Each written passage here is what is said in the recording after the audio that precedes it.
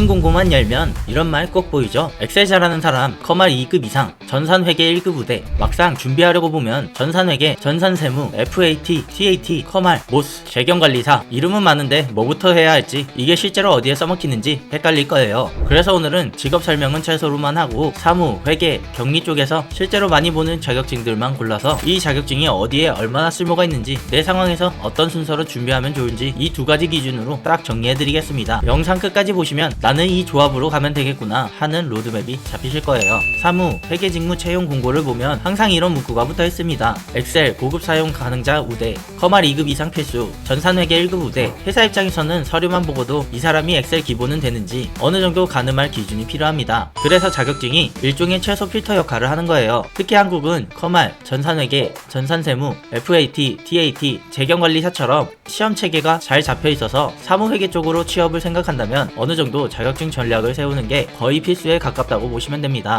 먼저 엑셀과 문서 쪽 자격증입니다. 컴퓨터 활용 능력, 흔히 말하는 커말은 대한상공회의소에서 시행하는 자격증이고, 엑셀과 SS 중심으로 스프레드시트, 데이터 관리 능력을 평가합니다. 2급은 일반 사무직에서 쓰는 엑셀 기본기를 보는 수준이고, 1급은 피벗 테이블, 고급 함수, 데이터 관리까지 들어가는 데이터형 사무직에 가까운 난이도라고 보시면 됩니다. 공기업, 공공기관, 일반 사무직 공고에서 커말 2급 이상 문구는 정말 자주 등장하기 때문에 사무행정을 목표로 한다면 거의 기본 자격이라고 보셔도 됩니다. 모스는 마이크로소프트에서 인증하는 국제 자격입니다. 엑셀, 파워포인트, 워드 같은 오피스 프로그램을 실무에서 얼마나 능숙하게 쓰는지 보는 시험이고, 외국계나 글로벌 환경, OA 강의나 교육 쪽으로 가고 싶다면 국제 통용 오피스 활용 능력을 보여주는 카드로 쓰기 좋습니다. 이번에는 회계 입문 단계입니다. 전산회계 1급은 한국세무사회에서 시행하는 자격증이고, 회계 이론과 전산 프로그램을 함께 다룹니다. 분계, 결산, 재무제표 같은 기본 회계 업무를 전산으로 처리할 수 있느냐가 핵심이에요. 작은 회사 격리, 세무사 사무실 보조, 공공기관 회계 보조 같은 곳에서 전산회계 1급 이상 우대 문구를 꽤 자주 볼 수 있습니다.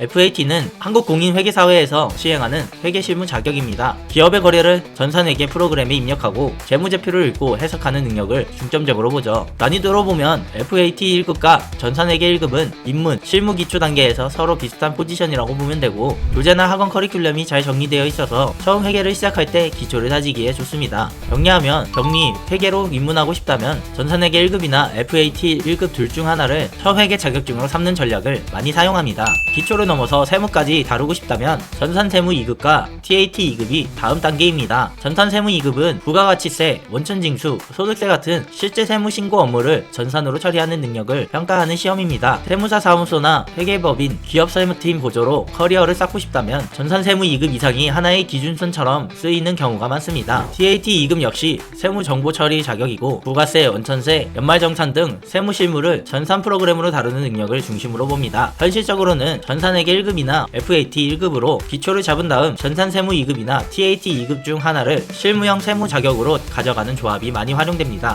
재경관리사는 3일 회계법인이 시행하는 국가공인 자격입니다. 재무회계, 세무회계, 원가관리회계를 한 번에 보는 시험이고, 난이도는 전산회계, 전산세무, FAT, TAT보다 한 단계 위라고 보시면 됩니다. 대기업, 금융권, 일부 공기업에서는 재경관리사를 우대 자격으로 명시하는 곳도 있고, 특히 회계 비전공자가 나는 회계세무를 전반적으로 공부했다는 걸 보여줄 때 좋은 카드가 됩니다. 그런 실제 상황별로 어떤 조합이 효율적인지 정리해볼게요. 첫째, 일반 사무행정이 목표인 경우 커말 2급을 우선으로 두고, 여유가 되면 모스, 엑셀이나 파워포인트를 하나 더 해서 OA 실무 능력을 보여주는 패턴이 많습니다. 둘째, 중소기업 격리회계 사무직이 목표인 경우 전산회계 1급이나 FAT 1급으로 회계 기초를 잡고 그 다음에 커말 2급을 가져가는 조합이 흔합니다. 회계 프로그램뿐 아니라 엑셀로 자료를 정리할 일이 많기 때문입니다. 셋째, 세무사무소 회계법인처럼 세무 전문 커리어를 생각한다면 전산회계 1급 또는 FAT 1급으로 기초를 쌓고 전산세무 2급이나 TAT 2급으로 세무를 심화한 뒤 장기적으로 재경관리사까지 바라보는 루트를 많이 탑니다. 넷째, 공기업 공공기관 사무직이 목표라면 커말 1급 또는 최소 2급을 먼저 확보하고 여기에 전산회계 1급 정도를 추가해서 OA와 숫자를 모두 다룰 수 있다는 걸 보여주는 조합이 유용합니다. 중요한 건 자격증을 많이 따는 것이 아니라 내가 가고 싶은 직무와 회사에 어떤 조합이 실제로 쓸모 있는지를 고르는 겁니다.